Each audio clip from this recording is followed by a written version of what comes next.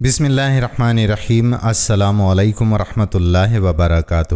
ناظرین گرامی، آج کی اس ویڈیو میں معراج نبوی صلی اللہ علیہ وآلہ وسلم کا مکمل تذکرہ اور نمازوں کی فرضیت کا واقعہ آپ کی خدمت میں پیش کریں گے۔ امید ہے کہ آپ ویڈیو کو آخر تک ضرور دیکھیں گے اور دوسرے مسلمانوں کا ایمان تازہ کرنے کے لیے ان کے ساتھ اس ویڈیو کو شیئر بھی کریں گے۔ معزز خواتین و حضرات، انسانی تاریخ کا سب سے لمبا سفر، یعنی جب ہمارے پیارے اور آخری نبی حضرت محمد صلی اللہ علیہ وآلہ وسلم کو معراج پر لے جایا گیا، یہ معراج کا سفر تاریخ اسلام کے واقعات اور نبی پاک صلی اللہ علیہ وآلہ وسلم کے معجزات میں سے ایک عظیم معجزہ ہے۔ اسے ہم نے مختلف ویڈیوز میں دیکھا ہوگا، ہر ایک نے اپنے انداز میں اسے پیش کیا، کسی نے مختصر تو کسی نے تفصیل کے ساتھ، اور کسی نے اس کے مخصوص حصے کا ذکر کیا تو کسی نے اسے اشعار کی صورت میں بیان کیا۔ لیکن آج کی اس ویڈیو میں ہم تفصیل کے ساتھ واقعہ معراج کا ذکر کریں گے تاکہ ناظرین اور سامعین ایک نظر میں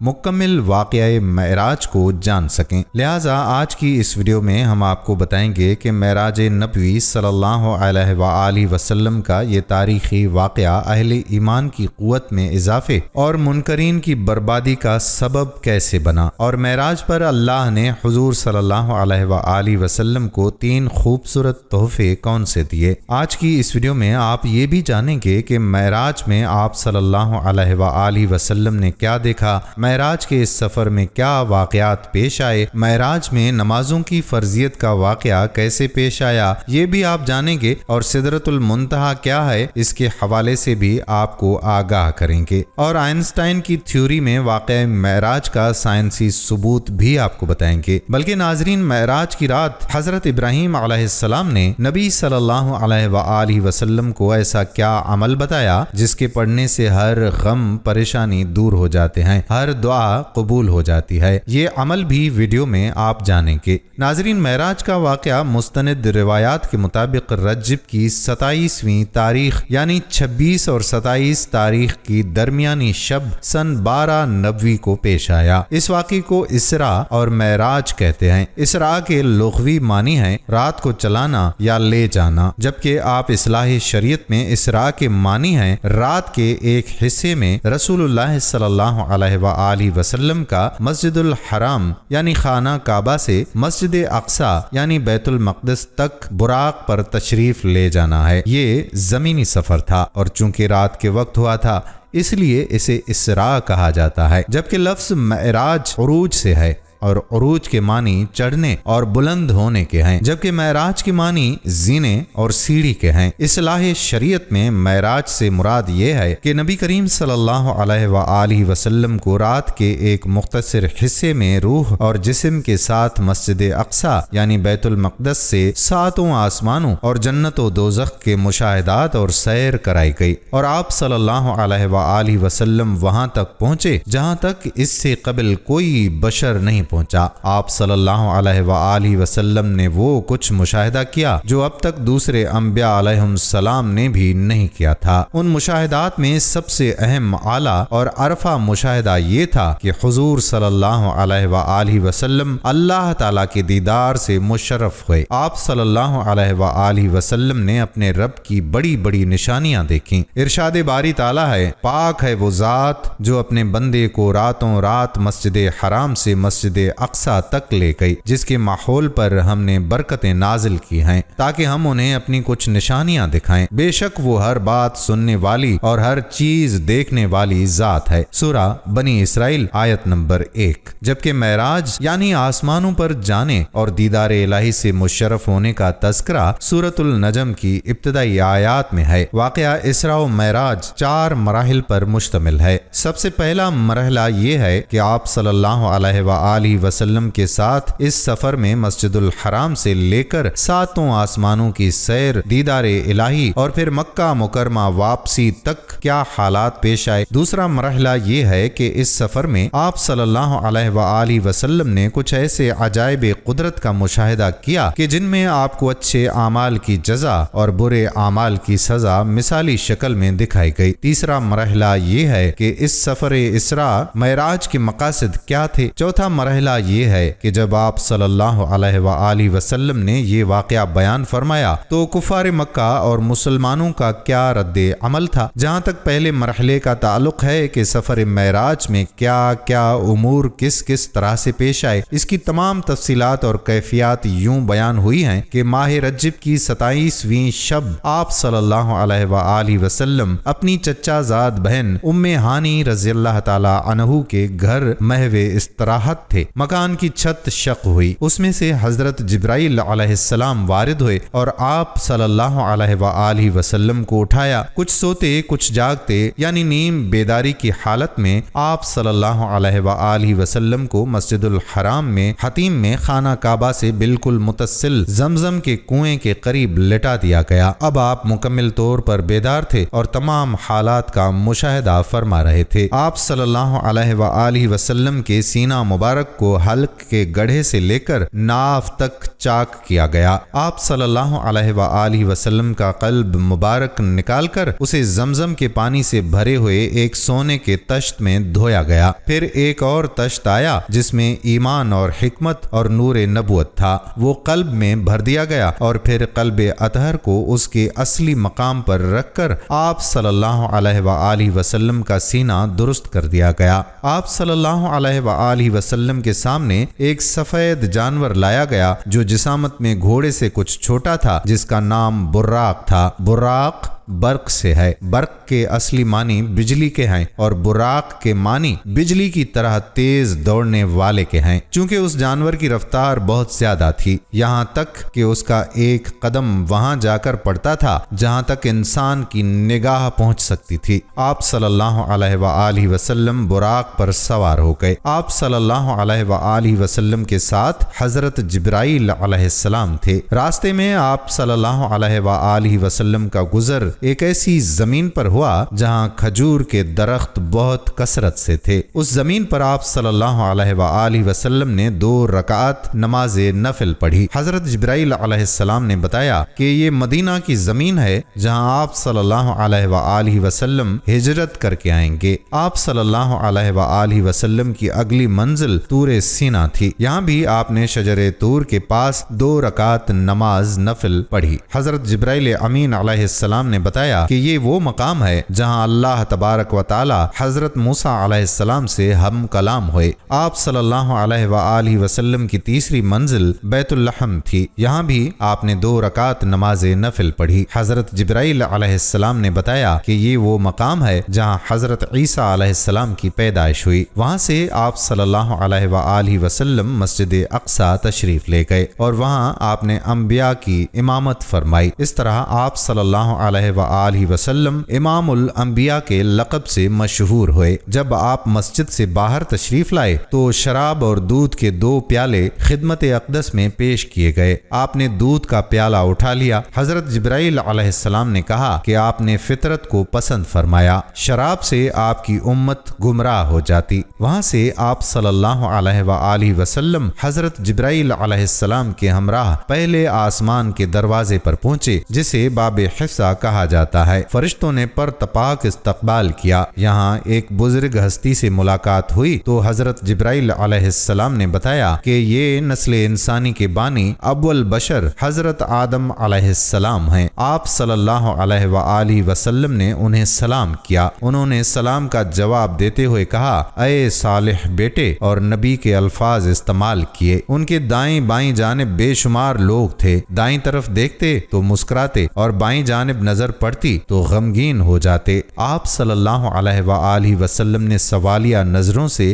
حضرت جبرائیل علیہ السلام کو دیکھا۔ انہوں نے کہا کہ یہ نسل آدم ہے، سیدھی جانب نیک لوگ ہیں اور بائیں جانب برے۔ اس کے بعد آپ صلی اللہ علیہ وآلہ وسلم دوسرے آسمان پر تشریف لے گئے۔ یہاں 2 نوجوان پیغمبروں حضرت یحییٰ اور حضرت عیسیٰ علیہما السلام سے تعارف ہوا۔ تیسرے آسمان پر جو ہستی تھی یہ حضرت یوسف علیہ علیہ السلام تھے۔ چوتھے آسمان پر حضرت ادریس علیہ السلام نے استقبال کیا۔ پانچویں آسمان پر حضرت ہارون علیہ السلام نے استقبال کیا اور چوتھے آسمان پر حضرت موسیٰ کلیم اللہ سے ملاقات ہوئی۔ ساتویں آسمان کے عجائبات ہی کچھ اور تھے۔ زمین پر کعبۃ اللہ کے عین اوپر بیت المعمور فرشتوں کا قبلہ ہے۔ ایک وقت میں 70,000 فرشتے اس کا طواف کر رہے تھے، پھر دوبارہ ان کی باری نہیں آتی تھی۔ اس سے ٹیک لگائے حضرت ابراہیم علیہ السلام بیٹھے تھے۔ وہ حضور صلی اللہ علیہ وآلہ وسلم کے ہم شکل تھے۔ انہوں نے ابن صالح اور بنی صالح کے الفاظ کے ساتھ سلام کا جواب دیا اور فرمایا، آپ اپنی امت کو میرا سلام پہنچائیے اور انہیں بتائیے کہ جنت کی مٹی خوشبودار ہے اور اس کا پانی شیریں ہے، وہ وسیع اور ہموار ہے، اس کے بیل بوٹے سبحان اللہ والحمد للہ ولا الہ الا اللہ واللہ اکبر ولا حول ولا قوت الا باللہ العلی العظیم ہیں۔ یعنی جو شخص جس قدر یہ الفاظ پڑھے گا اس کے لیے جنت میں پھلدار درخت لگتے چلے جائیں گے۔ ساتویں آسمان سے آپ صلی اللہ علیہ وآلہ وسلم سدرۃ المنتہا پر پہنچے۔ سدرہ ایک بیری کا درخت ہے، اس کی جڑیں ساتویں آسمان میں ہیں اور یہ بہت بلند ہے۔ اس کے پتے ہاتھی کے کان کے برابر ہیں اور پھل مٹکوں کی طرح۔ فرشتے جگنوں کی مانند ان پتوں پر تھے۔ وہ حالت قیام میں سبحان اللہ کا ورد کر رہے تھے۔ یہیں انہوں نے معزز مہمان اور آخری نبی صلی اللہ علیہ وآلہ وسلم کا دیدار کیا۔ سدرۃ المنتہا عالم خلق اور رب السماوات والارض کے درمیان حد فاضل ہے۔ یہاں تمام مخلوقات کا علم ختم ہو جاتا ہے۔ یہ وہ جگہ ہے جہاں زمین سے اوپر جانے والی اور اوپر سے اترنے والی اشیاء رک جاتی ہیں۔ اس سے آگے عالم الغیب ہے، جس کا علم نہ کسی مقرب فرشتے کو ہے اور نہ کسی رسول کو ہے۔ اسی مقام پر جنت الماویہ ہے، جس کا ذکر سورۃ النجم میں ہے۔ رسول اللہ صلی اللہ علیہ وآلہ وسلم جنت میں داخل ہوئے۔ اس میں وہ تمام نعمتیں ہیں جسے کسی آنکھ نے نہ دیکھا نہ کان نے سنا۔ مشاہدہ جنت کے بعد حضرت جبرائیل علیہ السلام سدرہ سے کچھ آگے ایک مقام پر رک گئے اور عرض کیا کہ اگر اس مقام سے بال برابر بھی آگے بڑھوں تو جل کر خاک ہو جاؤں گا۔ بیت المعمور سے آپ صلی اللہ علیہ وآلہ وسلم کو مقام مستوی تک عروج ہوا۔ حضرت جبرائیل علیہ السلام نے عرض کیا کہ اب آپ صلی اللہ علیہ وآلہ وسلم کا اور آپ صلی اللہ علیہ وآلہ وسلم کے رب کا معاملہ ہے۔ حضرت ابن عمر نے ابن عباس رضی اللہ تعالی عنہ سے پوچھا کہ کیا رسول اللہ صلی اللہ علیہ وآلہ وسلم نے اپنے رب کو دیکھا تھا؟ تو کہا ہاں، اور زیادہ مشہور ان سے یہ ہے کہ اپنے رب کو اپنی آنکھ سے دیکھا۔ ان سے یہ بات کئی طرح سے روایت کی گئی ہے۔ کہا اللہ تعالیٰ نے موسیٰ علیہ السلام کو کلام کے ساتھ، ابراہیم علیہ السلام کو خلت کے ساتھ اور محمد صلی اللہ علیہ وآلہ وسلم کو دیدار کے ساتھ خاص کیا ہے۔ بارگاہ الہی میں سلام عرض کرنے کے لیے یہ الفاظ القا ہوئے۔ اتحیات للہ وصلوات، تمام قولی، بدنی اور مالی عبادتیں اللہ کے لیے ہیں۔ اللہ تعالیٰ کا جواب آیا، السلام علیکہ ایہا النبی ورحمۃ اللہ وبرکاتہ۔ سلام ہوا آپ صلی اللہ علیہ وآلہ وسلم پر، اے نبی، اور اللہ کی رحمت اور اس کی برکتیں۔ حضور صلی اللہ علیہ وآلہ وسلم نے دوبارہ عرض کیا، السلام علینا وعلی عباد اللہ الصالحین۔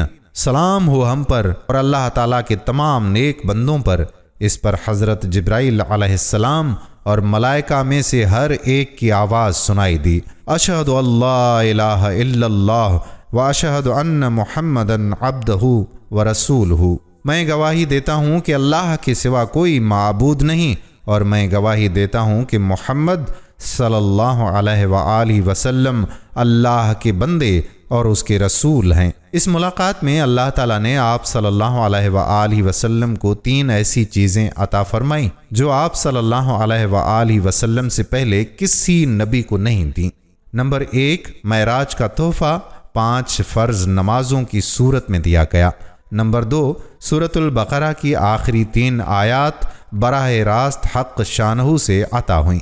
نمبر 3، آپ صلی اللہ علیہ وآلہ وسلم کی امت کو گناہوں کی سزا یا بغیر سزا کے بخشنے کے بعد جنت میں داخلے کی خوشخبری سنائی گئی، بشرطیہ کہ وہ اللہ تعالیٰ کے ساتھ کسی کو شریک نہ ٹھہرائیں۔ یہ وہ تحائف ہیں جو جنت کے خزانوں میں حضور صلی اللہ علیہ وآلہ وسلم کے توسط سے ان کی امت کو عطا ہوئے۔ چھٹے آسمان پر تشریف لائے تو حضرت موسیٰ علیہ السلام نے پوچھا کہ معراج کا کیا تحفہ لائے؟ فرمایا 50 نمازیں۔ حضرت موسیٰ علیہ السلام نے کہا کہ مجھے اپنی امت کا تجربہ ہے، اس کی پابندی آپ صلی اللہ علیہ وآلہ وسلم کی امت سے بھی نہ ہو سکے گا۔ تخفیف کی درخواست پر کم ہوتے ہوتے 5 فرض نمازیں رہ گئیں۔ حضرت موسیٰ علیہ السلام نے مزید کمی کا مشورہ دیا۔ آپ صلی اللہ علیہ وآلہ وسلم نے فرمایا مجھے بار بار اپنے رب سے عرض کرتے ہوئے حیا آتی ہے۔ اتنے میں ندا آئی، 5 نمازیں نافذ کر دی گئیں، لیکن اس کا ثواب 50 کے برابر ہوگا۔ اور یہ بھی ارشاد ہوا کہ جس نے نیکی کا ارادہ کیا اور عمل نہیں کیا اس کے لیے 1 نیکی لکھی جائے گی، اگر عمل کر لیا تو 10 نیکیوں کا ثواب ملے گا۔ جس نے برائی کا ارادہ کیا اور عمل نہیں کیا تو نامہ اعمال میں کچھ نہیں لکھا جائے گا، عمل کرے تو 1 گناہ لکھا جائے گا۔ سدرۃ المنتہا پر آپ صلی اللہ علیہ وآلہ وسلم نے حضرت جبرائیل علیہ السلام کو ان کی اصلی صورت میں دیکھا۔ ان کے 600 پر تھے، ان کے پروں سے مختلف رنگوں کے موتی یاقوت جڑ رہے تھے۔ ان کے پروں کا درمیانی فاصلہ اتنا ہے جس سے زمین اور آسمان کا خلا پر ہو جائے۔ اس سفر میں واقعات، حقائق، شرف ہم کلامی اور دیدار الہی سے مشرف ہونے کے بعد آپ صلی اللہ علیہ وآلہ وسلم نماز فجر سے پہلے دوبارہ مکہ مکرمہ حضرت ام ہانی رضی اللہ تعالی عنہا کے گھر پر تشریف لے آئے۔ سفر معراج میں آپ صلی اللہ علیہ وآلہ وسلم نے عجائب قدرت کا مشاہدہ کیا۔ آپ صلی اللہ علیہ وآلہ وسلم کو نیک اعمال کی جزا اور برے اعمال کی سزا کو مثالی شکل میں دکھایا گیا اور ان کے تفصیلی مشاہدے کا موقع دیا گیا۔ ان میں سے کچھ واقعات آسمان پر جانے سے پہلے کے ہیں اور بعض واقعات بعد کے ہیں، اور بعض واقعات کے سلسلے میں اختلاف ہے۔ ان کی تفصیلات کتب حدیث میں موجود ہیں۔ ناظرین، معراج کا یہ واقعہ کیوں پیش آیا؟ اس واقعے کے ذریعے اللہ تعالیٰ نبی کریم صلی اللہ علیہ وآلہ وسلم کی ذات اقدس پر اور امت مسلمہ پر کن حقائق کو منکشف کرنا چاہتے تھے، اور اس واقعے کے اندر امت مسلمہ کے لیے کیا پیغام ہے۔ واقعہ معراج کا سب سے اولین مقصد نبی کریم صلی اللہ علیہ وآلہ وسلم کا اعزاز و اکرام اور آپ نے دین اسلام کی تبلیغ کے لیے جو تکلیف برداشت کی تھی اس میں مزید ثابت قدمی اور ہمت اور برداشت کی تلقین تھی۔ اس لیے کہ واقع معراج جن حالات میں پیش آیا وہ حالات کم و بیش اس طرح تھے کہ نبی کریم صلی اللہ علیہ وآلہ وسلم 10-11 سال سے مکہ کی سنگلاخ زمین پر بت پرستی اور جہالت کے انتہائی متعصب ماحول میں دین کی تبلیغ فرما رہے تھے۔ اس تبلیغ کے جواب میں بہت کم لوگ مسلمان ہوئے، اور ان میں بھی بیشتر بڑے بڑے سردار نہیں بلکہ عام طبقے کے لوگ تھے۔ ان 10 سالوں میں آپ صلی اللہ علیہ وآلہ وسلم اپنے رب ذوالجلال کے جس پیغام کو پہنچا رہے تھے اس کی پاداش میں آپ کو اور آپ کے ساتھیوں کو ہر طرح کی تکالیف سہنا پڑیں۔ باطل نے اپنے ترکش کا ہر تیر استعمال کیا اور آپ صلی اللہ علیہ وآلہ وسلم ہر تیر کو خندہ پیشانی سے سہتے رہے، یہاں تک کہ سن 10 نبوی میں آپ نے طائف کا سفر کیا۔ وہاں بھی آپ نے اسی حق کے پیغام کو پہنچایا۔ وہاں کے لوگوں نے نہ صرف قبول حق سے انکار کیا بلکہ آپ کے قدموں کو لہو لہان کر دیا۔ یہ حالات اس بات کا تقاضا کر رہے تھے کہ جس خدائے بزرگ و برتر کے دین کے لیے آپ یہ تکالیف برداشت کر رہے ہیں وہ آپ کو اپنے دربار میں بلائے، آپ کو دیدار الہی سے مشرف کر دے، تاکہ اس کے ذریعے آپ صلی اللہ علیہ وآلہ وسلم کے جذبہ تبلیغ دین کو مزید قوت عطا ہو اور آپ کے جذبہ شوق کو مزید مہمیز کیا جائے۔ اگرچہ آپ صلی اللہ علیہ وآلہ وسلم دین کی دعوت و تبلیغ کا کام حضرت جبرائیل امین کی وساطت سے وحی الہی کی روشنی میں جاری رکھے ہوئے تھے، لیکن جو مزہ اور جو لطف براہ راست ہم کلام ہونے اور دیدار کرنے میں ہے وہ قاصد کے توسط سے کہاں؟ واقعہ معراج کا دوسرا اہم مقصد نبی کریم صلی اللہ علیہ وآلہ وسلم کو اور آپ کی وساطت سے امت مسلمہ کو اچھے اعمال اور برے اعمال کو مثالی شکل میں دکھانا مقصود تھا۔ اسی طرح اچھے اور برے اعمال کرنے والوں کی جزا اور سزا، ثواب اور عذاب کا ایک نمونہ اور جھلک دکھانا مقصود تھا، تاکہ اچھے اور برے، حق اور باطل کے درمیان فرق اچھی طرح واضح ہو کر سامنے آ جائے۔ واقعہ معراج کا تیسرا اور اہم مقصد انسانیت کے مقصد تخلیق یعنی عبادت کے اظہار کا ایک طریقہ تحفے کی شکل میں دینا تھا۔ انسان کی تخلیق کا مقصد عبادت ہے، اور عبادت کا سب سے بہتر اور جامع طریقہ نماز ہے۔ یہ طریقہ نبی کریم صلی اللہ علیہ وآلہ وسلم کو شب معراج میں عطا کیا گیا۔ شب معراج کے حوالے سے ہی کہا جاتا ہے کہ الصلاۃ معراج المؤمنین، نماز مومنین کی معراج ہے۔ معراج اسے کہا جاتا ہے جس کے ذریعے بلندی اور عروج کی طرف بڑھا جا سکے۔ نماز کے ذریعے انسان روحانی ترقی کے اعلیٰ درجات پر اور بلند ترین مقامات تک پہنچ سکتا ہے۔ واقع معراج نبوی کیوں پیش آیا؟ اس ضمن میں ایک نقطے کی وضاحت مناسب ہوگی، اور وہ یہ ہے کہ بے شک معراج کا مقصد حضور صلی اللہ علیہ وآلہ وسلم کا اعزاز و اکرام تھا، اعمال کا مشاہدہ کرانا اور نماز کا تحفہ عطا کرنا تھا۔ یہ مقصد اس سے بھی پورے ہو سکتے تھے کہ حضور صلی اللہ علیہ وآلہ وسلم کو اپنے جائے سکونت یعنی مکۃ المکرمہ مسجد حرام سے براہ راست آسمانوں کی طرف لے جایا جاتا۔ آسمانوں سے قبل مسجد اقصیٰ یعنی بیت المقدس لے جانے میں کیا حکمت تھی؟ اس حکمت کو سمجھنے کے لیے 3 بنیادی نکات کا سامنے رکھنا ضروری ہے۔ پہلا نکتہ یہ ہے کہ اس دنیا میں جتنے بھی انبیاء کرام مبعوث ہوئے، ان میں سے ایک اچھی خاصی تعداد ان انبیاء کرام کی ہے جن کی یا تو پیدائش بیت المقدس میں ہوئی تھی یا ان کی بعثت اس علاقے میں ہوئی۔ یہی وجہ ہے کہ بیت المقدس کو انبیاء کی سرزمین کہا جاتا ہے۔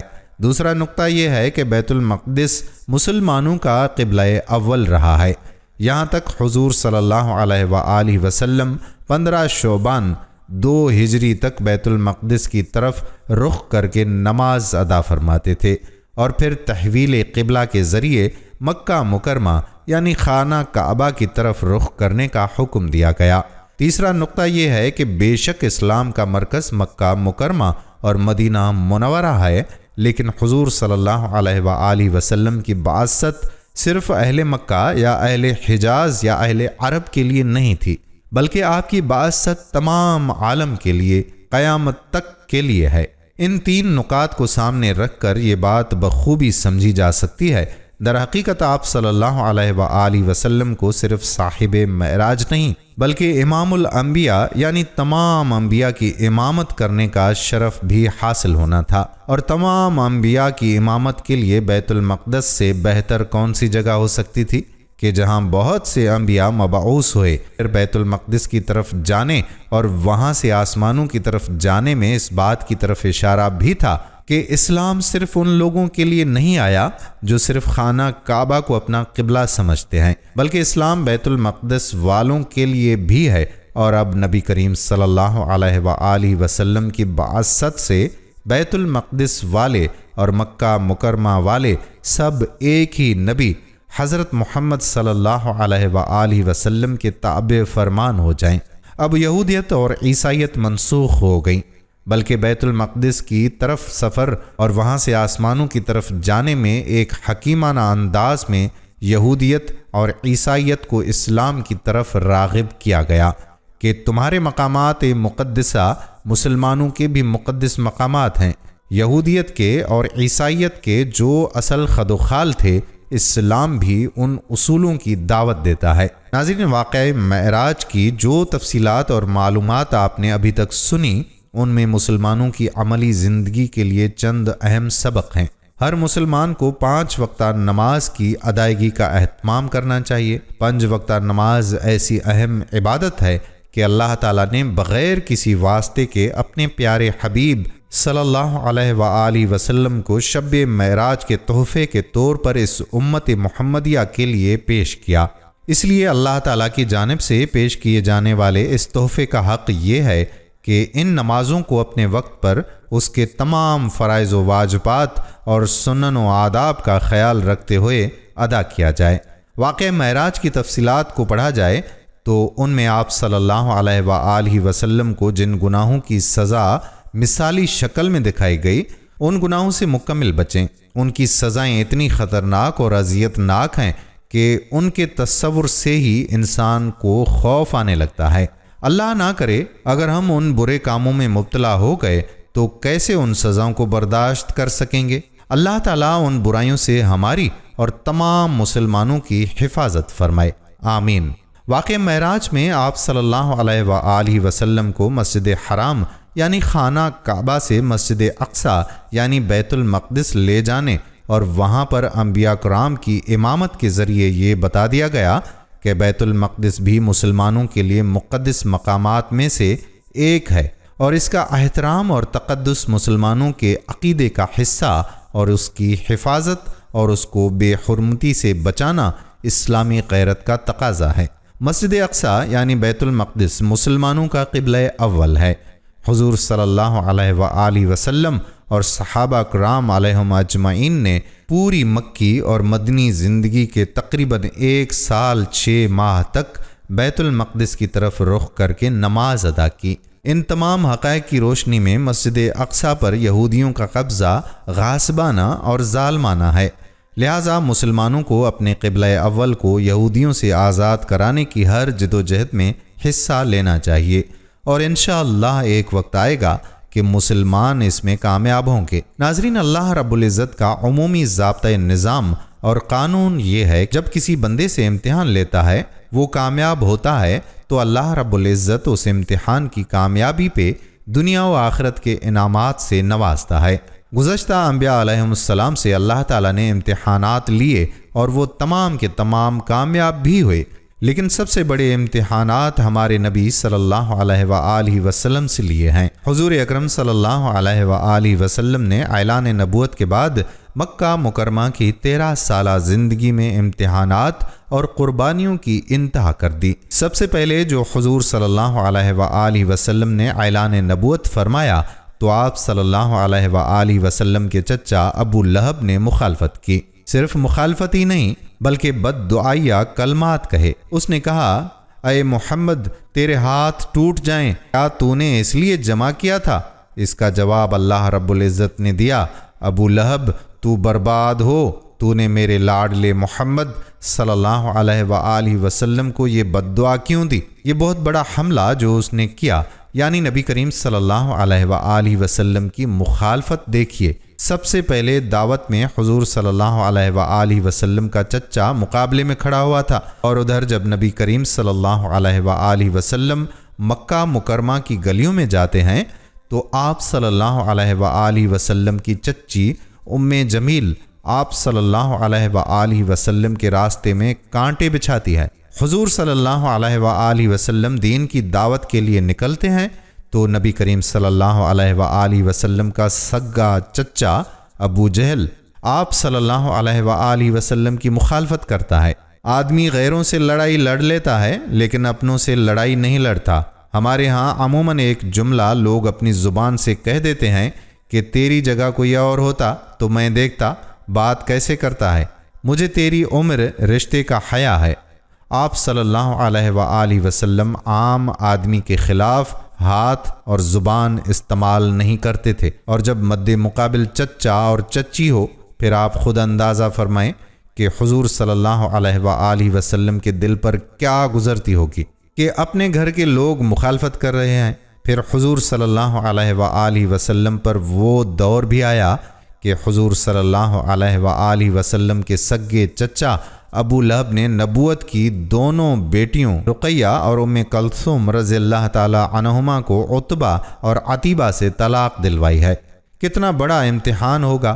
پھر حضور صلی اللہ علیہ وآلہ وسلم کو 3 سال کے لیے شعب ابی طالب کی اس گھاٹی میں بند کیا گیا جہاں نہ کسی کا آنا اور نہ ان کا باہر جانا، کھانا پینا بھی ختم، تعلقات بھی ختم، سوشل بائیکاٹ۔ ہاشم اور مکہ والوں نے یہ معمولی بات نہیں کی، ایک دو دن خاندان بائیکاٹ کرے تو دماغ ٹھکانے آ جاتا ہے۔ نبوت کے 3 سال تک بائیکاٹ میں گزرے۔ آج بھی مکہ مکرمہ جائیں اور وہاں کی گرمی کو دیکھیں تو انسان کو اندازہ ہو جاتا ہے کہ کن مشکلات میں حضور صلی اللہ علیہ وآلہ وسلم نے وہاں 3 سال کاٹے ہوں گے۔ پھر اس کے بعد حضور صلی اللہ علیہ وآلہ وسلم کی نہایت غمخوار بیوی، امت کی ماں، ام المومنین حضرت خدیجۃ الکبریٰ رضی اللہ تعالی عنہا کا اس دنیا سے چلے جانا یہ نبوت کے لیے چھوٹا سانحہ نہیں، اس لیے کہ حضرت خدیجۃ الکبریٰ رضی اللہ تعالی عنہا ایک طرف اور پوری امت کے دکھ ایک طرف۔ حضرت خدیجہ رضی اللہ تعالی عنہا نے حضور اکرم صلی اللہ علیہ وآلہ وسلم کا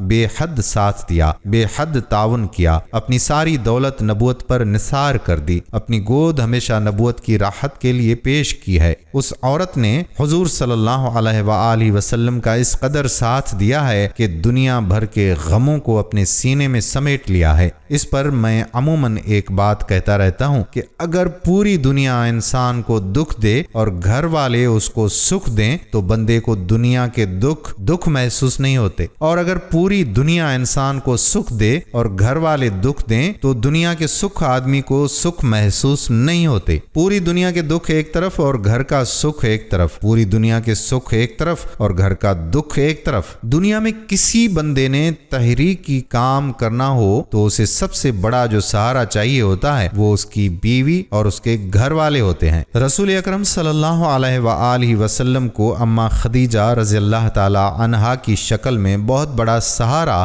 اللہ نے عطا فرمایا تھا۔ ایک وقت آیا کہ امی خدیجہ کا بھی انتقال ہو گیا تو آپ صلی اللہ علیہ وآلہ وسلم نے اس سال کو عام الحزن یعنی غم کا سال قرار فرمایا۔ حضرت خدیجہ سے حضور صلی اللہ علیہ وآلہ وسلم کو کتنا پیار تھا اور کتنی محبت تھی، آپ اس کا اندازہ 2 باتوں سے لگا سکتے ہیں۔ نمبر 1، حضور صلی اللہ علیہ وآلہ وسلم مدینہ منورہ میں اتنی کثرت سے اماں خدیجہ کو یاد کرتے کہ کبھی امی عائشہ پوچھ لیں کہ حضور میرے اندر کوئی کمی ہے، حضرت خدیجہ میں کون سی خوبی تھی جو میرے اندر موجود نہیں؟ حضور صلی اللہ علیہ وآلہ وسلم نے فرمایا، اے عائشہ تمہیں کیا کہوں، خدیجہ تو خدیجہ تھی۔ یہ جملہ آدمی اس وقت کہتا ہے جب کسی کی خوبیاں بیان کرنے کے لیے الفاظ نہ ہوں یا کسی کی خوبیاں بہت زیادہ ہوں، اس وقت یہ جملہ کہتے ہیں کہ فلاں کا کیا کہنا، فلاں تو فلاں ہے۔ تو اس لیے حضور صلی اللہ علیہ وآلہ وسلم نے فرمایا کہ خدیجہ تو خدیجہ تھی۔ حضور کا مبارک معمول تھا کہ جب بھی گھر میں گوشت آتا تو امی خدیجہ کی سہیلیوں کے گھر بطور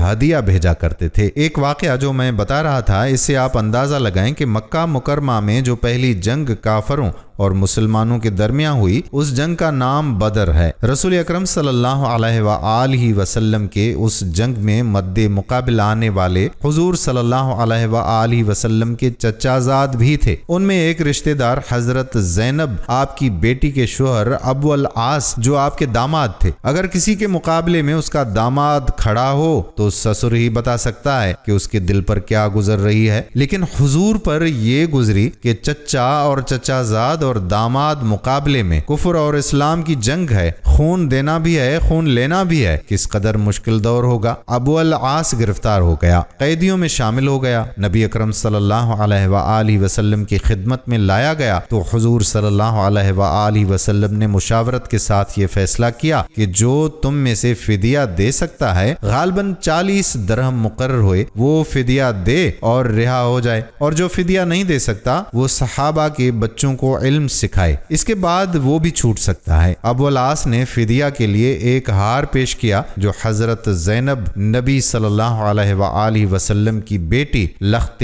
جگر نے اپنے خاوند کو پیش کیا۔ جب وہ ہار نبی صلی اللہ علیہ وآلہ وسلم کی خدمت میں پیش ہوا تو تو آپ صلی اللہ علیہ وآلہ وسلم کی مبارک آنکھوں میں آنسو آ گئے۔ فرمایا صحابہ سے اگر تم راضی ہو تو میں یہ ہار واپس کر دوں؟ صحابہ نے فرمایا کیوں یا رسول اللہ صلی اللہ علیہ وآلہ وسلم؟ تو آپ صلی اللہ علیہ وآلہ وسلم نے فرمایا کہ یہ میری خدیجہ کا ہار ہے جو اس نے اپنی بیٹی زینب کو دیا ہے۔ اس ہار کو دیکھ کر آج مجھے میری خدیجہ یاد آ گئی۔ بتائیں کہ حضور صلی اللہ علیہ وآلہ وسلم کی کس قدر غمخوار تھیں، وہ بھی دنیا سے چلی گئیں۔ ابو طالب نبی کریم صلی اللہ علیہ وآلہ وسلم کے نہایت غمخوار تھے اور حضور صلی اللہ علیہ وآلہ وسلم سے نہایت محبت کرنے والے تھے، آپ کے لیے ڈھال کا کام دیتے تھے، وہ بھی دنیا سے چلے گئے۔ اب بتائیں کہ نبی صلی اللہ علیہ وآلہ وسلم پر غم کی حالت کیا ہوگی؟ پھر آپ کا بائیکاٹ ختم ہوا، آپ نے سوچا کہ مکہ والے نہیں مانتے، چلو طائف والوں کو سمجھاؤں۔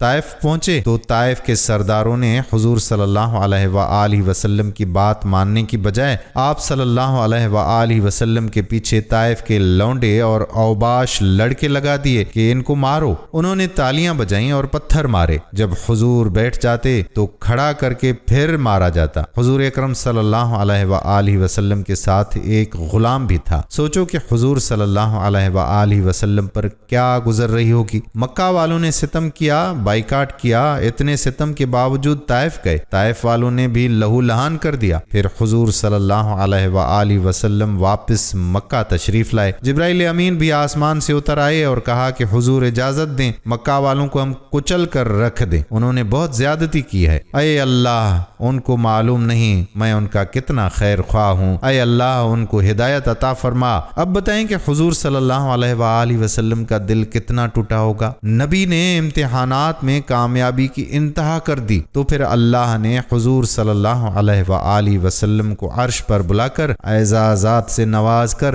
عطا کی بھی انتہا کر دی۔ لوگوں نے حضور صلی اللہ علیہ وآلہ وسلم پر زمین تنگ کر دی تھی تو اللہ نے عرش پر بلا کر وسعت عطا کر دی۔ جیسا کہ پہلے میں نے بتایا کہ آپ علیہ السلام حضرت ام ہانی کے گھر سو رہے تھے۔ جبرائیل امین علیہ السلام فرشتوں کے ساتھ آئے، دروازے سے آنے کی بجائے چھت پھاڑ کر اندر آئے، آپ کو اٹھایا اور حتیم کعبہ لے گئے، وہاں سے زمزم کے کنویں پر تشریف لے گئے، وہاں قلب اطہر کو نکالا اور اس کو زمزم کے پانی سے دھویا اور ایمان و حکمت سے اس کو بھر دیا گیا۔ حضور صلی اللہ علیہ وآلہ وسلم کے دونوں شانوں کے درمیان مہر نبوت لگا دی گئی۔ پھر براق پر سوار کرا کے حضور کا سفر شروع ہوا۔ مدینہ منورہ پہلا اسٹاپ تھا اور طور سینہ دوسرا اسٹاپ، بیت اللحم تیسرا اسٹاپ، بیت المقدس چوتھا اسٹاپ۔ یہاں سے نبی کریم صلی اللہ علیہ وآلہ وسلم آسمان پر تشریف لے گئے۔ آسمان اول، دوم، سوم، چہارم، پنجم، ششم اور ہفتم، 7 آسمان تک پہنچے اور پھر وہاں سے اوپر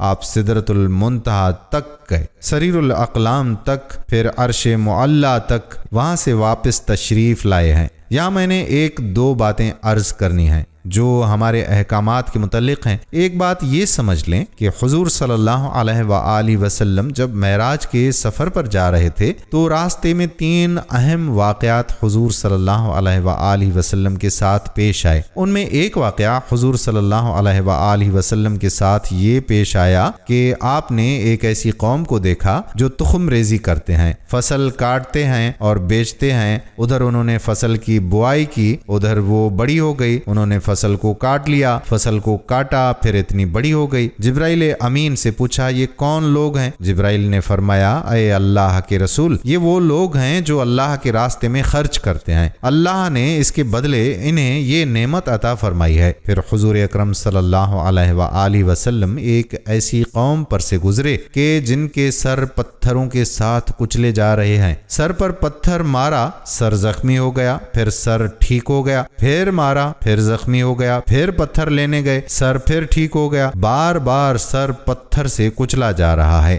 نبی صلی اللہ علیہ وآلہ وسلم نے پوچھا یہ کون لوگ ہیں؟ جبرائیل نے عرض کیا کہ اللہ کے پیغمبر، یہ وہ لوگ ہیں جو فرض میں کاہلی اور سستی سے کام لیتے ہیں، تو جو فرض نماز میں سستی کرتا ہے قیامت کے دن ان کے سر کو پتھروں سے کچلا جائے گا۔ جو اتنی بڑی سزا برداشت کر سکتا ہے وہ تو بے شک نماز میں کوتاہی کرے، اور جو میری ماں اور بہن برداشت نہیں کر سکتی وہ ہرگز نماز میں سستی نہ کرے۔ پھر حضور صلی اللہ علیہ وآلہ وسلم کا گزر ایک ایسی قوم پر ہوا جن کی شرم گاہ پر آگے پیچھے چیتڑے سے لٹکے ہوئے تھے اور وہ اونٹ اور بیل کی طرح چل رہے تھے اور کھانے کو جہنم کے پتھر اور کانٹے ملتے تھے۔ پوچھا نبی اکرم صلی اللہ علیہ وآلہ وسلم نے کہ یہ لوگ کون ہیں؟ تو عرض کیا کہ یا رسول اللہ صلی اللہ علیہ وآلہ وسلم، یہ وہ لوگ ہیں جو اپنے مال میں زکوٰۃ ادا نہیں کرتے تھے، دنیا میں زکوٰۃ ادا نہیں کی،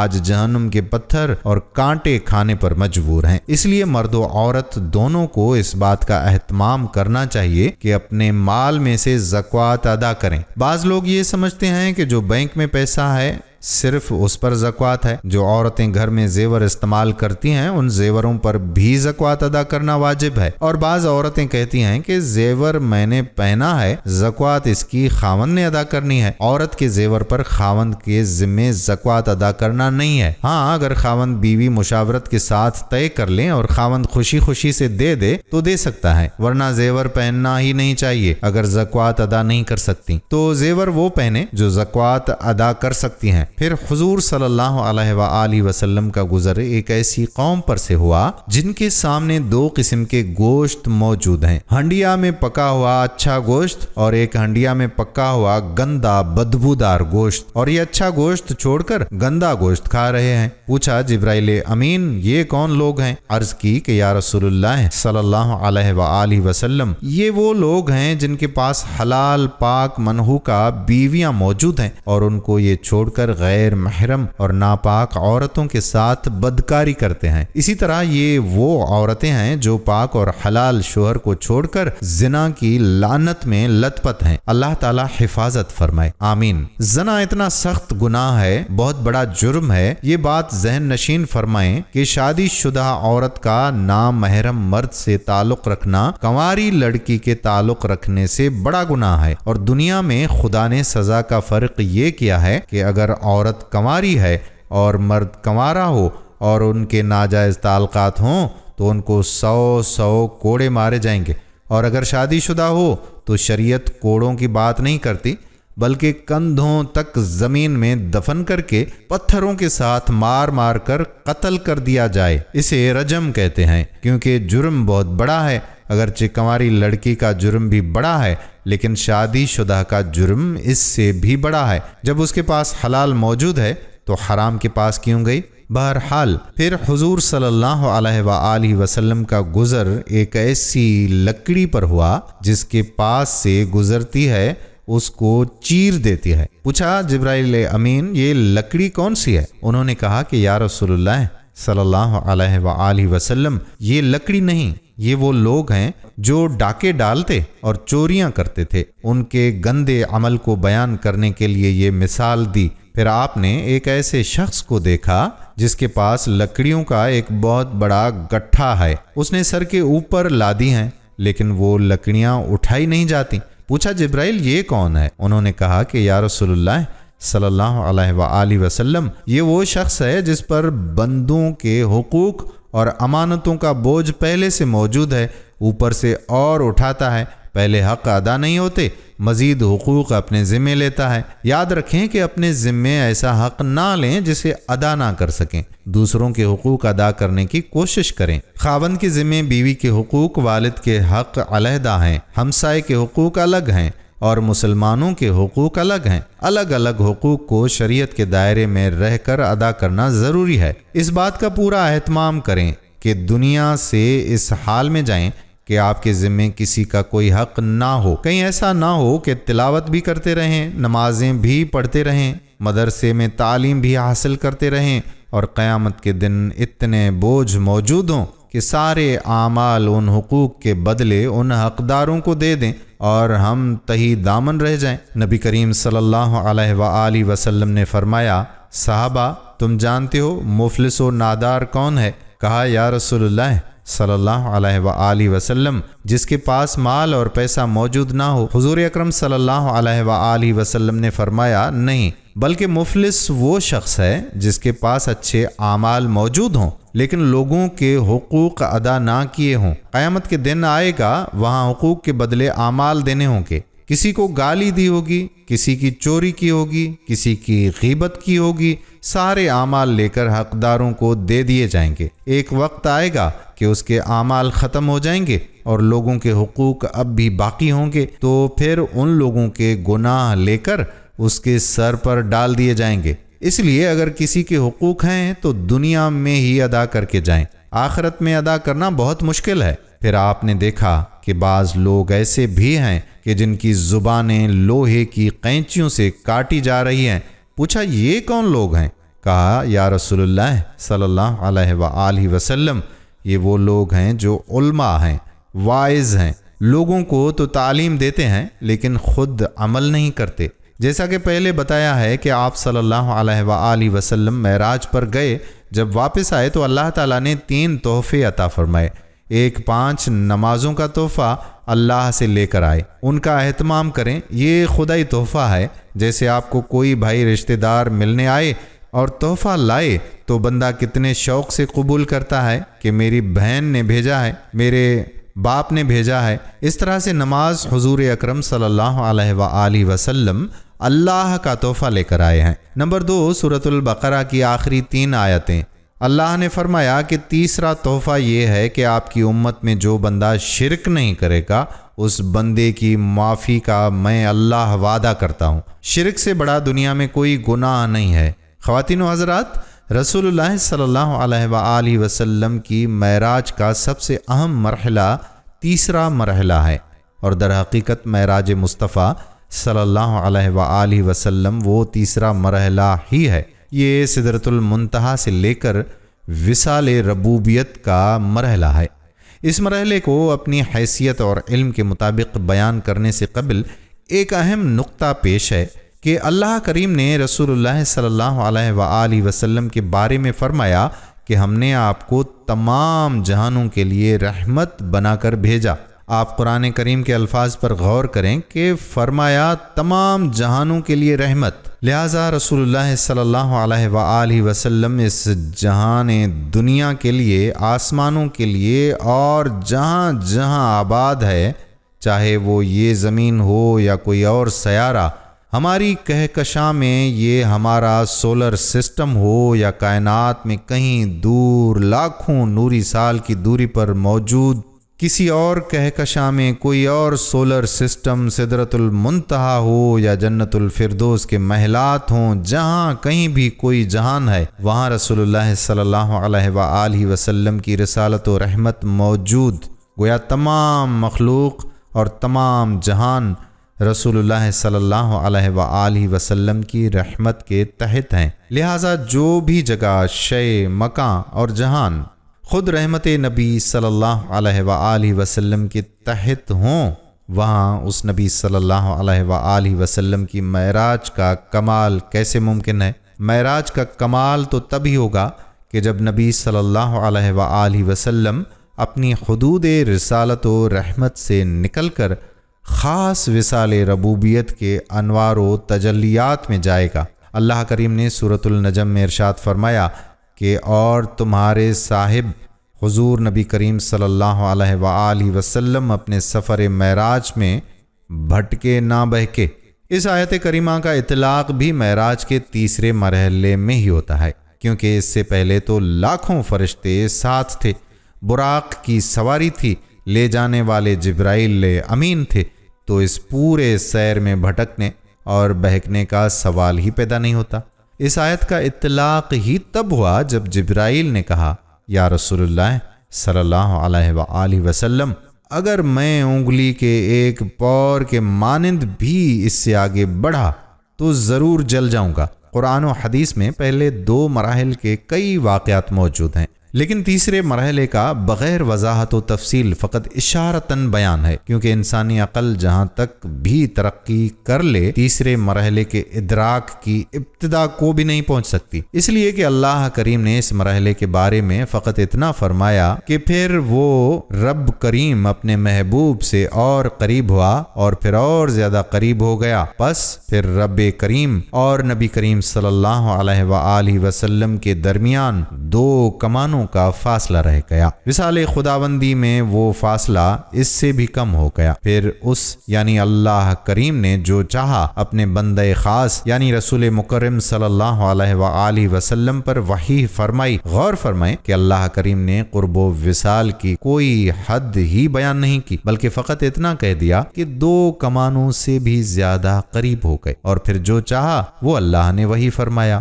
گویا اللہ کریم نے یہ بھی راز میں رکھا کہ کیا وحی فرمایا، کسی کو کیا غرض کہ وہ کیا وحی ہوئی۔ ایک وحی تو قرآن ہے جو ہمارے سامنے ہے، اور ایک وحی واقع معراج کی بھی ہے جو اللہ اور رسول کا آپس کا راز ہے۔ رسول اللہ صلی اللہ علیہ وآلہ وسلم نے ارشاد فرمایا کہ جس رات مجھے معراج کرایا گیا، میرا گزر ایسے لوگوں پر سے ہوا جن کے ناخن تانبے کے تھے اور وہ اپنے چہروں اور اپنے سینوں کو چھیل رہے تھے۔ میں نے جبرائیل سے پوچھا، دریافت کیا کہ یہ کون لوگ ہیں؟ انہوں نے جواب دیا کہ یا رسول اللہ صلی اللہ علیہ وآلہ وسلم، یہ وہ لوگ ہیں جو لوگوں کے گوشت کھاتے ہیں، یعنی ان کی غیبت کرتے ہیں اور ان کی بے آبروئی کرنے میں لگے رہتے ہیں۔ آپ صلی اللہ علیہ وآلہ وسلم نے فرمایا کہ میرا گزر ایسے لوگوں پر بھی ہوا جن کے پیٹ اتنے بڑے بڑے تھے جیسے انسانوں کے رہنے کے گھر ہوتے ہیں، ان میں سانپ تھے جو باہر سے ان کے پیٹوں میں نظر آ رہے تھے۔ میں نے کہا، اے جبرائیل، یہ کون لوگ ہیں؟ انہوں نے کہا کہ یہ سود کھانے والے ہیں۔ آپ صلی اللہ علیہ وآلہ وسلم کا گزر ایسے لوگوں کے پاس سے بھی ہوا جن کے سر پتھروں سے کچلے جا رہے تھے، کچل جانے کے بعد پھر ویسے ہی ہو جاتے تھے جیسے پہلے تھے۔ اسی طرح یہ سلسلہ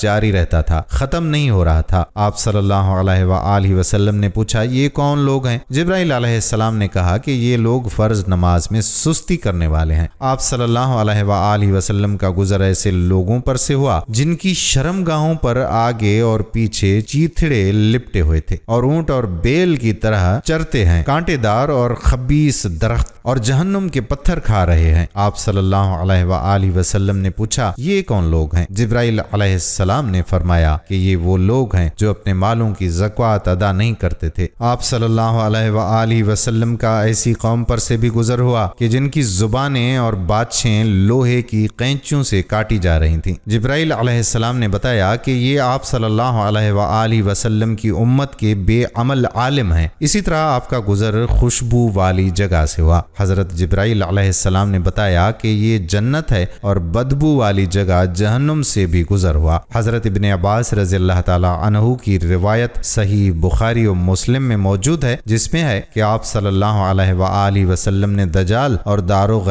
جہنم جس کا نام مالک ہے ان کو بھی دیکھا ہے۔ روایات میں آتا ہے کہ اس سفر میں آپ صلی اللہ علیہ وآلہ وسلم کا گزر ایک بڑھیا پر ہوا۔ اس نے آپ صلی اللہ علیہ وآلہ وسلم کو آواز دی۔ حضرت جبرائیل علیہ السلام نے آپ صلی اللہ علیہ وآلہ وسلم سے عرض کیا کہ آگے چلیے۔ پھر آپ صلی اللہ علیہ وآلہ وسلم کا گزر ایک بوڑھے شخص پر ہوا۔ اس نے بھی آپ صلی اللہ علیہ وآلہ وسلم کو آواز دی۔ حضرت جبرائیل علیہ السلام نے کہا کہ آگے چلیے۔ اس کے بعد آپ صلی اللہ علیہ وآلہ وسلم کا گزر ایک جماعت پر ہوا جنہوں نے آپ صلی اللہ علیہ وآلہ وسلم کو سلام کیا۔ جبرائیل امین نے کہا کہ ان کے سلام کا جواب دیجیے۔ پھر عرض کیا کہ یہ بوڑھی عورت دنیا ہے، بوڑھا مرد شیطان ہے۔ دونوں کا مقصد آپ صلی اللہ علیہ وآلہ وسلم کو اپنی طرف مائل کرنا تھا، اور جس جماعت نے آپ صلی اللہ علیہ وآلہ وسلم کو سلام کیا وہ حضرت ابراہیم علیہ السلام، حضرت موسیٰ علیہ السلام، حضرت عیسیٰ علیہ السلام ہیں۔ امام احمد نے ذکر کیا ہے کہ رسول اللہ صلی اللہ علیہ وآلہ وسلم کو شب معراج کے موقع پر خوشبو آئی۔ آپ صلی اللہ علیہ وآلہ وسلم نے پوچھا کہ یہ خوشبو کیسی ہے؟ تو حضرت جبرائیل امین نے کہا کہ یہ کنگھی کرنے والی مشاطہ اور اس کی اولاد کی خوشبو ہے۔ پھر اس کا مکمل واقعہ آپ صلی اللہ علیہ وآلہ وسلم کو سنایا کہ مشاطہ فرعون اور اس کی اولاد کو کنگھی کیا کرتی تھی۔ ایک بار جب وہ فرعون کی بیٹی کو کنگھی کر رہی تھی،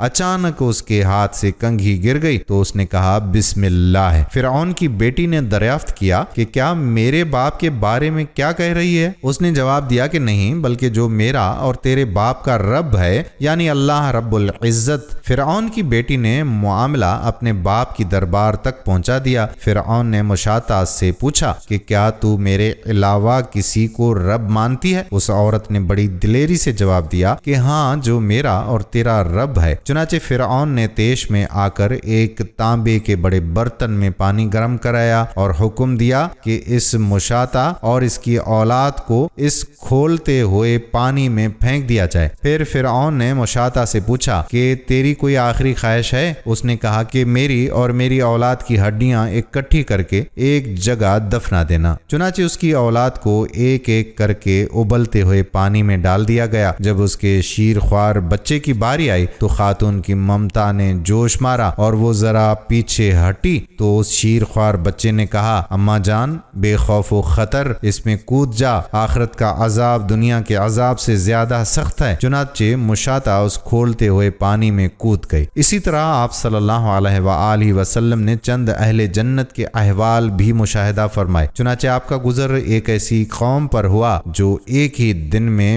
بیج بوتی اور فصل کاشت کر رہی تھی۔ ان کے بارے میں جبرائیل علیہ السلام نے بتایا کہ یہ آپ علیہ السلام کی امت کے مجاہدین ہیں، ان کی ایک نیکی 700 نیکیوں سے بھی زیادہ ہو جاتی ہے، اور یہ جو کچھ خرچ کرتے ہیں اللہ تعالیٰ ان کو اس کا نعم البدل عطا فرماتا ہے۔ اسی طرح بعض صحابہ کرام کے محلات بھی آپ صلی اللہ علیہ وآلہ وسلم نے اس سفر میں دیکھے۔ نبی صلی اللہ علیہ وآلہ وسلم بیت المقدس پہنچے، جہاں پہلے سے انبیاء کرام علیہم السلام اور ملائکہ آپ صلی اللہ علیہ وآلہ وسلم کے انتظار میں تھے۔ حضرت جبرائیل علیہ السلام نے آپ صلی اللہ علیہ وآلہ وسلم کا ہاتھ پکڑا اور مصلی امامت پر کھڑا کر دیا۔ آپ صلی اللہ علیہ وآلہ وسلم نے ان سب کو 2 رکعت نماز پڑھائی۔ سارے انبیاء کرام علیہم السلام امام الانبیاء صلی اللہ علیہ وآلہ وسلم سے مشرف ہوئے۔ پھر بعض انبیاء کرام علیہم السلام کی ارواح سے اللہ کی حمد سنی، اور آخر میں خود آپ صلی اللہ علیہ وآلہ وسلم نے اللہ کی حمد و ثنا بیان کی۔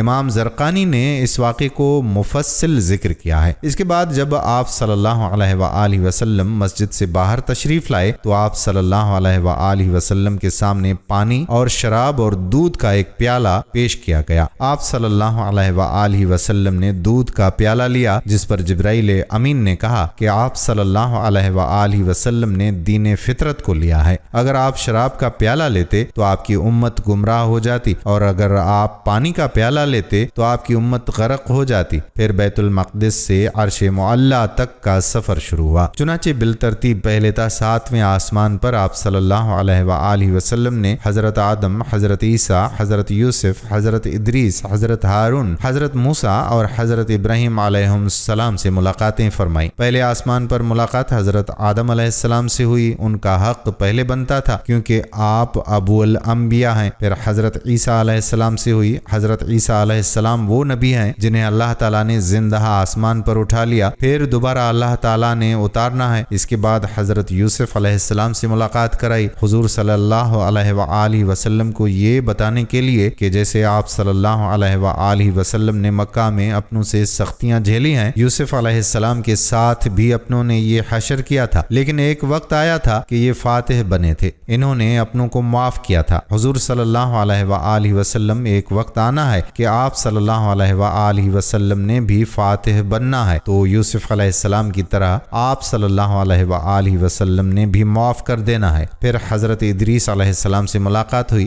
حضور صلی اللہ علیہ وآلہ وسلم نے مکہ سے مدینہ جانا تھا اور بادشاہوں کو خطوط لکھنے تھے، تو فرمایا ادریس سے ملیں، انہوں نے خطوط ایجاد کیے ہیں۔ پھر حضرت ہارون علیہ السلام سے ملاقات ہوئی۔ حضرت موسیٰ علیہ السلام جب تورات لینے کے لیے کوہ طور پر گئے تو پیچھے حضرت ہارون تھے، ان کی قوم نے بچڑے کی پوجا کی تو انہیں قتل کر دیا گیا۔ حضرت ہارون علیہ السلام کے دور میں شرک ہوا تو ان کی قوم قتل ہوئی۔ اے نبی صلی اللہ علیہ وآلہ وسلم، اگر آپ صلی اللہ علیہ وآلہ وسلم کی قوم شرک کرے گی تو ان کو میدان بدر میں قتل کیا جائے گا۔ پھر حضرت موسیٰ علیہ السلام سے ملاقات کرائی۔ حضور صلی اللہ علیہ وآلہ وسلم اوپر گئے ہیں، اوپر سدرۃ المنتہا ہے، سدرہ بیری کا نام ہے اور منتہا کہتے ہیں اختتام کو۔ یہ وہ جگہ ہے کہ جہاں نیچے والے اعمال پہنچتے ہیں تو اوپر والے فرشتے یہاں سے اوپر لے جاتے ہیں، اور اوپر والے احکام وہاں آتے ہیں تو نیچے والے فرشتے وہاں سے نیچے لاتے ہیں۔ اس کے بعد آپ صلی اللہ علیہ وآلہ وسلم مزید اوپر صریف الاقلام تک پہنچے۔ صریف الاقلام جہاں تقدیر لکھنے والے قلموں کی آواز آ رہی تھی۔ اس کے بعد آپ صلی اللہ علیہ وآلہ وسلم کے لیے ایک اور سواری رف آئی، وہاں سے اوپر گئے ہیں۔ اب مکان ختم ہو گیا،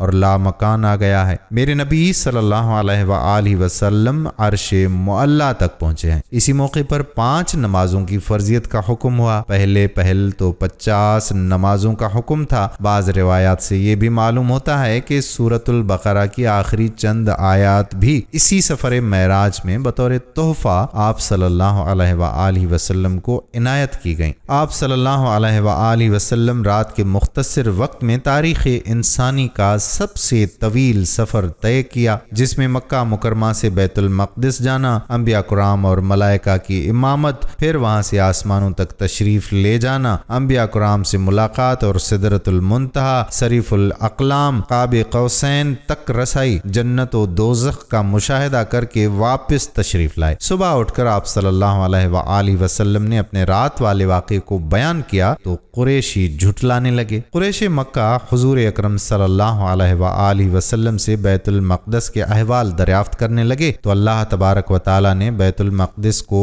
حضور صلی اللہ علیہ وآلہ وسلم کے سامنے ظاہر فرما دیا۔ آپ صلی اللہ علیہ وآلہ وسلم حتیم کعبہ میں تشریف فرما تھے۔ قریشی لوگ سوال کرتے، آپ صلی اللہ علیہ وآلہ وسلم ان کے سوالوں کا جواب دیتے گئے۔ ناظرین، اگرچہ واقع معراج کے ادنا ادراک کو بھی جدید سے جدید سائنس نہیں پہنچ سکتی، کیونکہ واقع معراج فقط قدرت رب تعالی اور رسول اللہ صلی اللہ علیہ وآلہ وسلم کا معجزہ ہے۔ لیکن جدید سائنس کی روشنی میں ہم کسی حد تک اس واقعے کو سمجھنے کی کوشش کر سکتے ہیں۔ ضمناً ایک نقطہ عرض یہ ہے کہ ہمارے ہاں بہت سے مسلمان بھائی یہ کہتے ہیں کہ زمین کے مدار سے باہر کوئی نہیں جا سکتا، کوئی جائے گا تو وہ تباہ ہو جائے گا۔ اس مسئلے میں عرض ہے کہ یہ بات سراسر غلط ہے۔ اللہ کریم نے قرآن کریم میں بیان فرمایا ہے کہ قسم ہے چاند کی، جب وہ پورا دکھائی دیتا ہے تم ضرور طبق در طبق سواری کرو گے، بس کیا ہے انہیں ایمان نہیں لاتے۔ آیت کریمہ میں واضح ہے کہ انسان پہلے ایک طبق پر جائے گا اور پھر اس سے دوسرے طبق پر جائے گا۔ اللہ کریم نے یہ راستہ اور طریقہ بیان فرمایا ہے، نہ کہ خلائی سفر اور سیاروں کی تسخیر کی حد۔ اب جدید سائنس نہ جانے کتنے طبقات تک سفر کرے گی۔ یہ بات مزید تحقیق طلب ہے کہ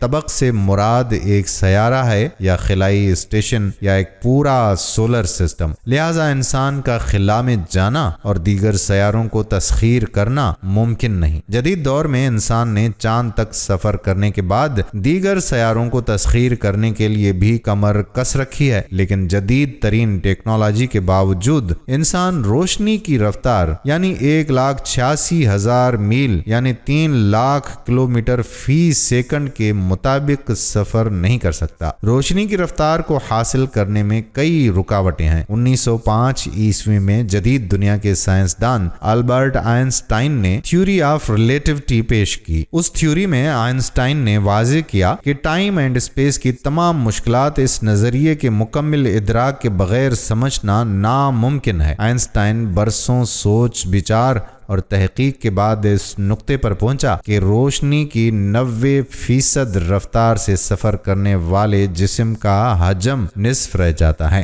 اور اس کے ساتھ وقت کی رفتار بھی نصف رہ جاتی ہے۔ اس کو سادہ مثال لیں گے کہ اگر کوئی شخص کسی ایسے خلائی جہاز میں جو روشنی کی 90% رفتار سے 10 سال سفر کرے تو اس شخص پر زمین کے مقابلے میں فقط 5 سال گزریں گے۔ اس کی وجہ یہ ہے کہ انسانی جسم کے اس قدر تیز سفر کرنے سے انسان کا مکمل نظام تنفس آہستہ ہو جائے گا اور اس پر وقت کم گزرے گا۔ اس نظریے کو سائنس جاننے والے بخوبی سمجھ سکتے ہیں۔ اس نظریے کا سب سے اہم نقطہ یہ ہے کہ اگر کوئی شخص روشنی کی رفتار سے سفر کرنے میں کامیاب ہو جائے تو اس پر وقت بالکل رک جائے گا، اگرچہ اس رفتار سے سفر کرنا انسان کے اختیار میں نہیں، لیکن اللہ کریم جو وقت، رفتار، روشنی اور مکان کا خالق ہے، وہ اگر اپنی قدرت خاص سے کسی کو اس رفتار سے سفر کروا دے تو اس شخص پر وقت تھم جائے گا۔ اب اس نقطے کو ذہن میں رکھیں اور آیت و احادیث کا مطالعہ کریں تو ہمیں واقعہ معراج کچھ اس طرح سے ملتا ہے کہ رسول اللہ صلی اللہ علیہ وآلہ وسلم براق یعنی برق کی جمع، اور برق عربی زبان میں بجلی، روشنی کو کہتے ہیں، اس پر سواری فرما رہے تھے۔ معراج کی رات بیت الحرام سے بیت المقدس میں امامت، بیت المقدس سے ہر آسمان आसमान से होते हुए सिदरतुल मुंतहा, जन्नत व दोज़ख का मुआयना, फिर वस्ले इलाही का सफर, वापसी तशरीफ आवरी हुई तो वुजू का पानी अभी बह रहा था और बिस्तर भी गर्म था। इतने कम वक्त, चंद सेकंड या मिनट्स में लाखों करोड़ों मील बल्कि नूरी फासलों का सफर कैसे मुमकिन हो गया? आइंस्टाइन का नजरिया हमें ये मुअजिजा समझने में मदद फराहम करता है कि अगर इंसान नूरी रफ्तार से सफर करने में कामयाब हो जाए तो इस पर वक्त थम जाएगा। और ये बात अहादीस सहीहा से साबित है कि मेराज के लिए बुराक को भेजा गया। अरबी में बुराक बर की जमा है और अरबी जमा का कम अज कम इतलाक 3 के अदद पर होता है। लिहाजा अगर ज्यादा ना सही बुराक को 3 बर्क ही मान लिया जाए, और बर्क का मतलब रोशनी यानी लाइट है, और रोशनी या नूर लाइट की रफ्तार 1,86,000 मील फी सेकंड बनती है, और इसको बुराक पर क़यास करते हुए 3 से ज़रब कर दी जाए तो ये रफ्तार 5,58,000 मील फी सेकंड बनेगी। गोया सयाह लामकान सल्लल्लाहु अलैहि वसल्लम की सवारी की कम अज कम रफ्तार 5,58,000 मील फी सेकंड थी। अल्बर्ट आइंस्टाइन की थ्योरी ऑफ रिलेटिविटी की इस थ्योरी को सामने रखें और हादिस वाक़यात मेराज का साइंसी मुतालिया करें तो इस जदीद नजरिए की बुनियाद पर भी इस्लाम और वाक़यात मेराज की सच्चाई वाज़े हो जाती है। खास करके मेराज के इतने बड़े वाक़े में सिर्फ चंद सेकंड या मिनट कैसे लगे? हुजूर सल्लल्लाहु अलैहि वसल्लम के लिए वक्त कैसे थम गया? अगरचे ये मुअजिज़ा-ए नबवी सल्लल्लाहु अलैहि वसल्लम है और मुअजिज़ा अकल से महाल शय को कहते हैं, लेकिन इसके बावजूद किसी हद तक समझने में आइंस्टाइन की थ्योरी बहुत अहमियत की हामिल है। अल्लाह करीम की कुदरत या रसूलुल्लाह सल्लल्लाहु अलैहि वसल्लम का मुअजिज़ा किसी किस्म की थ्योरी के पाबंद और मोहताज कतअन हो ही नहीं सकते। वाक़े मेराजुल नबी सल्लल्लाहु अलैहि वसल्लम की तारीख और साल के मुतालिक मुअर्रिखीन और अहले सैर की आरा मुख्तलिफ हैं। इनमें से एक राय ये है कि नबूवत के 12वें साल 27 रजब को 51 साल 5 महीने की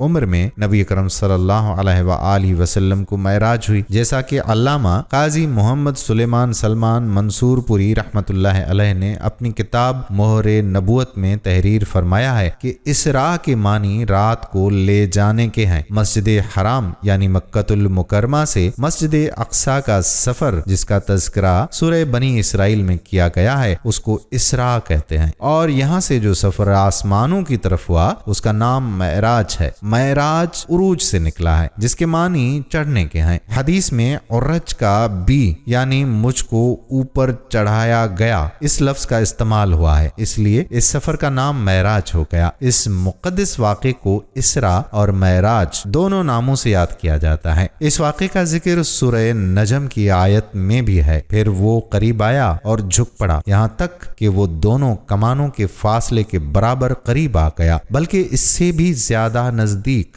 इस तरह अल्लाह को अपने बंदे पर जो वही नाजिल फरमानी थी वो नाजिल फरमाई। सूरत नजम की आयात 13 से 18 में वाज़ेह है कि हुजूर अकरम सल्लल्लाहु अलैहि वसल्लम ने इस मौके पर बड़ी बड़ी निशानियां मुलाहिजा फरमाई, और हकीकत ये है कि उन्होंने उस फरिश्ते को एक और मर्तबा देखा है उस बैर के दरख्त के पास जिसका नाम सिदरतुल मुंतहा है, उसके पास जन्नतुल माया है। उस वक्त उस बैर के दरख्त पर वो चीज छाई हुई थी जो भी उस पर छाई हुई थी। नबी की आंख ना तो चकराई और ना हद से आगे बढ़ी। सच तो ये है कि उन्होंने अपने परवरदिगार की बड़ी बड़ी निशानियों में से बहुत कुछ देखा है, और ये वाक़या अहादीस मुतवातिरा से भी साबित है। यानी सहाबा, ताबईन और तबा ताबईन की एक बड़ी तादाद से मेराज के वाक़े से मुतल्लिक अहादीस मरवी हैं। कुरान करीम और अहादीस मुतवातिर से साबित है कि इसरा और मेराज का तमाम सफर सिर्फ रूहानी नहीं बल्कि जिस्मानी था। यानी नबी अकरम सल्लल्लाहु अलैहि वसल्लम का ये सफर कोई ख्वाब नहीं था बल्कि एक जिस्मानी सफर और आईनी मुशाहिदा था। ये एक मुअजिज़ा था कि मुख्तलिफ मराहिल से गुजर कर इतना बड़ा सफर अल्लाह ताला ने अपनी قدرت سے صرف رات کے ایک حصے میں مکمل کر دیا۔ اللہ تعالیٰ جو اس پوری کائنات کا پیدا کرنے والا ہے، اس کے لیے کوئی بھی کام مشکل نہیں ہے، کیونکہ وہ تو قادر مطلق ہے، جو چاہتا ہے کرتا ہے، اس کے تو ارادہ کرنے پر چیز کا وجود ہو جاتا ہے۔ معراج کا واقعہ پوری انسانی تاریخ کا ایک ایسا عظیم، مبارک اور بے نظیر معجزہ ہے جس کی مثال تاریخ پیش کرنے سے بالکل قاصر ہے۔ خالق کائنات نے اپنے محبوب صلی اللہ علیہ وآلہ وسلم کو دعوت دے کر اپنا مہمان بنانے کا وہ شرف عظیم عطا فرمایا جو نہ کسی انسان کو کبھی حاصل ہوا ہے اور نہ کسی مقرب ترین فرشتے کو۔ واقعہ معراج کے مقاصد میں جو سب سے مختصر اور عظیم بات قرآن کریم کی سورہ بنی اسرائیل میں ذکر کی گئی ہے وہ یہ ہے کہ ہم نے آپ صلی اللہ علیہ وآلہ وسلم کو اپنی کچھ نشانیاں دکھلائیں۔ اس کے مقاصد میں سے ایک اہم مقصد اپنے حبیب محمد صلی اللہ علیہ وآلہ وسلم کو وہ عظیم الشان مقام و مرتبہ دینا ہے جو کسی بھی بشر حتیٰ کہ کسی مقرب ترین فرشتے کو نہیں ملا ہے اور نہ ہی ملے گا۔ نیز اس کے مقاصد میں امت مسلمہ کو یہ پیغام دینا ہے کہ نماز ایک ایسا عمل اور عظیم عبادت ہے کہ اس کی فرضیت کا اعلان زمین پر نہیں بلکہ ساتویں آسمانوں کے اوپر بلند اور اعلیٰ مقام پر معراج کی رات میں ہوا، بلکہ اس کا حکم حضرت جبرائیل علیہ السلام کے ذریعے نبی اکرم صلی اللہ علیہ وآلہ وسلم تک نہیں پہنچا۔ اللہ تعالیٰ نے فرضیت نماز کا تحفہ بذات خود اپنے حبیب صلی اللہ علیہ وآلہ وسلم کو عطا فرمایا۔ نماز اللہ تعالیٰ سے تعلق قائم کرنے اور اپنی ضرورتوں اور حاجتوں کو مانگنے کا سبب ہے اور سب سے بڑا ذریعہ ہے۔ ناظرین، یہاں آخری بات بھی سمجھ لیجئے کہ حضور صلی اللہ علیہ وآلہ وسلم نے فرمایا کہ میں نے معراج کی رات میں جب حضرت ابراہیم علیہ السلام سے ملاقات کی تو حضرت ابراہیم علیہ السلام نے فرمایا کہ اے اللہ کے نبی صلی اللہ علیہ وآلہ وسلم، اپنی امت کو میری طرف سے سلام کہیے گا، لہٰذا آپ سب جواب میں کہہ دیجئے کہ وعلیکم السلام ورحمۃ اللہ وبرکاتہ۔ پھر حضرت ابراہیم علیہ السلام نے فرمایا کہ دوسری بات اپنی امت کو یہ بتائیے گا کہ جنت کی زمین پلین ہے، پدری ہے، یعنی جنت کی زمین ایک چٹیل میدان کی مانند ہے۔ جنت کی زمین میں اگر آپ کی امت درخت لگانا چاہتی ہے، یعنی جنت کی زمین میں آپ کی امت گھر بنانا چاہتی ہے، محل بنانا چاہتی ہے، تو جنت میں درخت لگانے کا طریقہ یہ ہے کہ آپ کی امت کہے سبحان اللہ، الحمدللہ، اللہ اکبر، لا الہ الا اللہ۔ جب آپ کی امت یہ لفظ پڑھتی جائے گی تو ان کے نام کا جنت میں درخت لگایا جائے گا، اور کل وہ قیامت کے دن جب جنت میں جائیں گے تو ان درختوں کے میوے کھائیں گے۔ یہ ترمذی کی روایت ہے۔ لہٰذا جو بندہ بھی لا الہ الا اللہ کو پڑھتا ہے تو اس کے بارے میں نبی صلی اللہ علیہ وآلہ وسلم نے فرمایا، اے لوگو، جو لا الہ الا اللہ زیادہ پڑھتا ہے تو اللہ رب العالمین اس بندے سے 99 بیماریاں دور فرما دیتا ہے، اور سب سے کم درجے کی بیماری اس کے پڑھنے سے جو انسان سے دور کی جاتی ہے وہ غم اور فکر ہے۔ اور ناظرین، آج انسانوں کو جو سب سے بڑی بیماری لگی ہوئی ہے وہ فکر اور غم اور ٹینشن ہی تو ہے۔ تو اس کلمے کے پڑھنے سے اللہ پاک اس بندے سے غم اور فکر ہمیشہ کے لیے دور کر دیتا ہے۔ یہ سب سیدنا ابراہیم علیہ السلام نے بتایا ہے اور اس کی مزید فضیلت کو بتا رہے ہیں آخری نبی صلی اللہ علیہ وآلہ وسلم۔ تو اب اس میں شک کی تو کوئی بات ہی نہیں ہے میرے بھائیوں اور میری بہنوں، صرف کمی ہے تو ہماری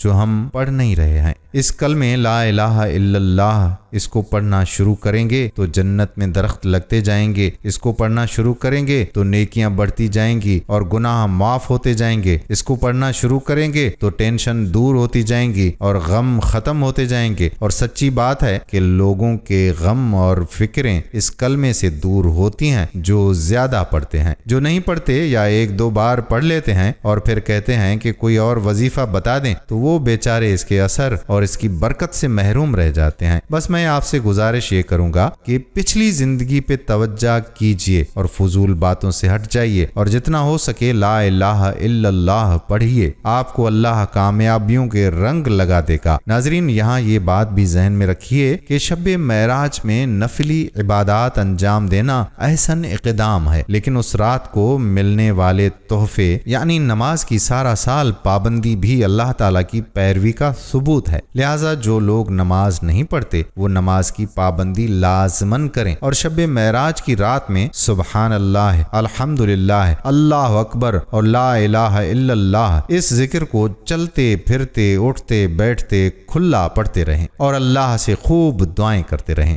اللہ تعالیٰ سے ہماری دعا ہے کہ اللہ پاک ہمیں اپنے نام کی لذتیں عطا فرمائے اور زیادہ سے زیادہ ہمیں ذکر و اذکار کرنے والا بنا دے، اور اللہ پاک ہماری سب حاجات کو پورا فرما، آمین یا رب العالمین۔ دوستو، ہم امید کرتے ہیں کہ آپ سب حضرات کو یہ ویڈیو پسند آئی ہوگی۔ آپ نے اگر آخر تک ہماری ویڈیو دیکھی ہے تو کمپلیٹ کا لفظ کمنٹس میں ضرور لکھیے گا تاکہ ہمیں پتہ چل سکے کہ کتنے لوگوں نے کمپلیٹ یعنی مکمل ویڈیو دیکھی ہے، اور مکمل ویڈیو دیکھی ہے تو اس ویڈیو کو شیئر بھی کیجیے اور ہمارے چینل کو سبسکرائب بھی کر لیجیے۔ سانسوں نے وفا کی تو اگلی بار ایک اور دلچسپ ویڈیو لے کر آپ کی خدمت میں آپ کا اپنا میزبان قادر بخش کلہوڑو حاضر ہوگا۔ تب تک کے لیے آپ سب سے اجازت چاہتا ہوں، اپنی خصوصی دعاؤں میں ضرور یاد رکھیے گا۔ اللہ حافظ۔